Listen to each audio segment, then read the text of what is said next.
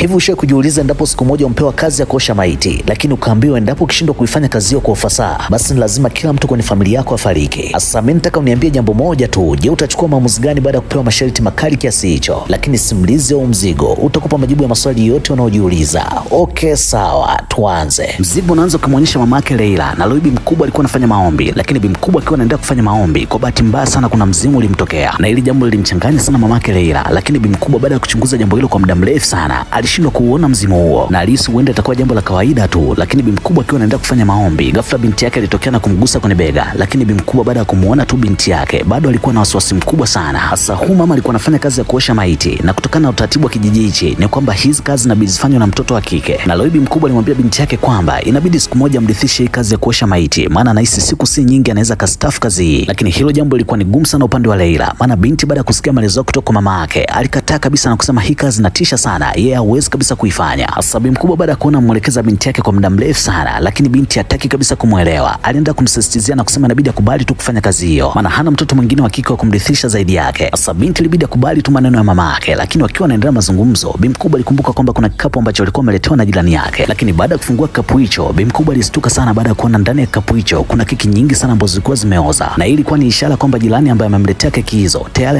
ameshafariki. Na hapo ndipo bibi mkubwa ilibidi atoke na kwenda nyumbani kwa jirani yake, ikiwezekana ajue ni nini kilichomfanya mpaka jirani yake akafariki. Lakini baada ya muda mfupi bibi mkubwa alifanikiwa kufika nyumbani kwa jirani yake. Lakini jambo la kushangaza ni kwamba bibi mkubwa alikutana na mwili wa jirani yake ukiwa umeharibika sana, jambo lilomuumiza sana mamake Leila, maana hata alipokuwa anarudi nyumbani bibi mkubwa aliishiwa kabisa nguvu baada ya kuliona tukio hilo. Lakini Leila pamoja na kaka yake ilibidi wampe msaada mama hao, ingawa hali ya mamake Leila ilianza kuwa mbaya siku baada ya siku, na hii ni baada ya kushuhudia maiti kutoka jirani yake. Ingawa Leila baada ya kuona hali ya mamake imezidi kuwa mbaya, ilibidi akubali kurithi mikoba ya mama yake na kukubali kufanya kazi ya kuosha maiti. Na baada ya siku kadhaa kupita, bibi mkubwa alianza kumfundisha binti yake kazi ya kuosha maiti, na alimwambia endapo ukiwa umetoka kuosha maiti lazima nguo zote za marehemu uzichome. Hasa Leila ilibidi amsikilize tu mama yake. Lakini bibi mkubwa baada ya kumaliza kuzungumza na Leila ilibidi aingie ndani kupumzika. Lakini kwa bahati mbaya sana bibi mkubwa akiwa anaingia ndani, ghafla alitokewa na mzimu, na kutokana na mila za kijiji hichi ni kwamba endapo ukitokewa tu na mzimu, basi lazima ujue kwamba kifo chako kipo karibu. Hasa bibi mkubwa kwa sababu alikuwa anajua kabisa jambo hilo, ilibidi arudi kitandani kupumzika. Lakini kama isivyo bahati, upande wa Leila hali ilikuwa ni tofauti kabisa, maana binti alipostuka tu aligundua kwamba mama yake ameshapoteza maisha. Na hapo binti akaona hana namna, ilibidi achukue mwili wa mama yake na kwenda kuuosha. Lakini hata watu walipotaka kujua chanzo cha kifo cha mama huyu, Leila aliamua kuwadanganya na kusema mama yake amfariki kwa ugonjwa wa moyo. Lakini siku ilipopita, Leila akiwa ametulia zake nyumbani, kuna majirani ambao walikuwa wamekuja kumtembelea, lakini Leila alikataa kabisa majirani hao wasiingie ndani. Lakini majirani baada ya kuchungulia ndani walistuka baada ya kuona kuna damu zikiwa zimetapakaa kitandani, na hapo ndipo majirani wakajua kwamba huenda Leila atakuwa amewapanga mama yake hakufa kwa ugonjwa wa moyo, bali kuna kitu ambacho kilikuwa kimemzuru. Lakini baada ya tukio hilo, kuna binti mmoja ambaye anaitwa Teli, na huyu binti baada ya kusikia taarifa za kifo cha mama yake Leila alianza kuingiwa na wasiwasi mkubwa sana, na kusema anahisi kuna kitu ambacho kitakuwa kinawasumbua kijijini hapo, maana haiwezekani kuwa na vifo vya ajabu kiasi hichi. Lakini baada ya mazungumzo hayo, Teli pamoja na wenzake waliondoka na kwenda kufanya ibada. Lakini mambo yalianza kuwa magumu sana upande wa Teli, maana Teli akiwa anaendelea kufanya ibada, kwa bahati mbaya sana alitokewa na mzimu, hali iliyofanya Teli apige sana kelele. Lakini waumini nao baada ya kumtazama Teli walishindwa kujua ni nini tatizo. Lakini hata huko upande wa pili wa Leila mambo yalikuwa ni tofauti kabisa, maana binti naye alifanikiwa kuiona mizimu, na mmoja wa mizimu hiyo alikuwa ni mama yake. Lakini Leila ilibidi avunge kama hajaona kitu chochote kile. Hasa binti akiwa anaendelea kufanya ibada alistuka baada ya kuona kuna mzimu unafanana sana na Tudi, bibi mkubwa ambaye alikuwa jirani yake. Lakini Leila baada ya kumtazama sana Tudi aligundua kwamba huenda Tudi na atafariki muda si mrefu, maana endapo ukitokewa tu na mzimu wa sura yako, basi lazima ujue kwamba siku si nyingi utapoteza maisha. Na hapo ndipo Leila akaanza kuelewa somo kwamba ni kwa nini watu wengi hawataki kufanya hii kazi ya kuosha maiti, maana endapo ukiwa unafanya hii kazi unakuwa na uwezo wa kujua ni nani ambaye anaweza kupoteza maisha hapo baadaye. Hasa Leila baada ya kumaliza kufanya ibada, binti aliondoka na kurudi zake nyumbani. Lakini binti baada ya kurudi nyumbani alistuka sana baada ya kuona kuna mtu anafanya ibada nyumbani kwao, na alipotaka kumgusa mtu huyu, kwa bahati mbaya sana huyu mtu pale pale akapotea, na hili jambo lilifanya Leila apate mawazo mengi sana. Lakini binti akiwa anataka atoke ndani humo, kwa bahati mbaya sana alikanyaga waya uliomfanya apate maumivu makali sana. Lakini Leila akiwa anaendelea kuugulia maumivu, ghafla ilitokea na mzimu wa Tudi. Lakini hata huko nyumbani kwa Tudi